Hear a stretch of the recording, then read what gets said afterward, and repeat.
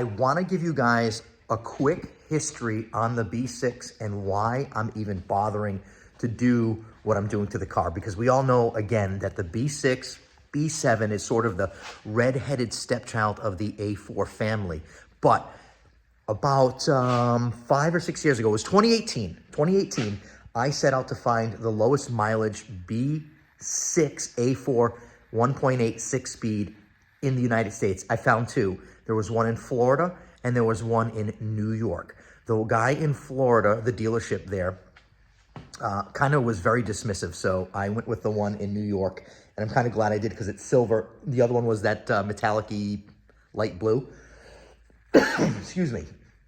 So I ended up going with the silver one. And what I did, the adventure I went on to get this car was so cool.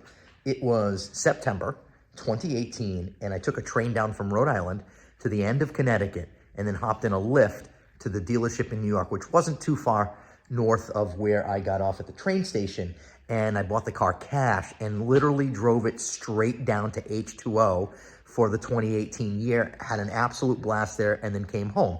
The very first thing I did was have it tuned, and then it was history from there. This car right here, okay?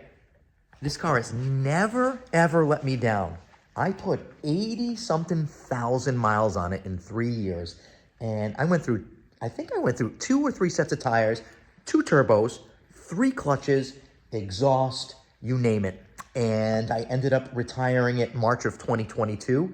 I bought a brand new car, and I was gonna put it on Marketplace. I was a little sad to see it go because of, you know, how hard it worked for me. And my wife one day was like, just keep the car. And like literally that's all she had to say. That week I had ordered the front mount intercooler. I had ordered the carbon fiber hood, trunk, and a host of other things to put in this car to make it what I envisioned, sort of like a tribute to the 2004 DTM Red Bull Racing B6, and that's what I'm doing. That's the livery I'm putting on the car. But this car, I just couldn't let it go and into the hands of somebody else that's potentially going to run it into the ground, and then it ends up in the junkyard at some point, because it's never let me down. It is an absolute workhorse. I know people joke around about the 1.8T engine, but that thing has never, ever, ever let me down. So that's why I'm keeping the car. It's going to be a garage queen.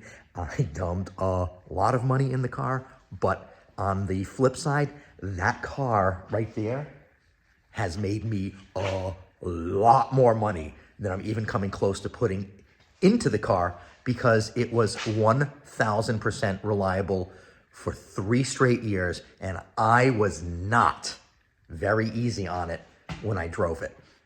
So there's the history. That's why I'm doing the B6. I mean, I could be doing anything else, but that car was definitely, that one was fun. I had a lot of great memories in that one, and I think the way I purchased it and went down to H2O was the cement in me wanting to keep it. So I hope you guys enjoyed the story. That's the reason why I'm doing it.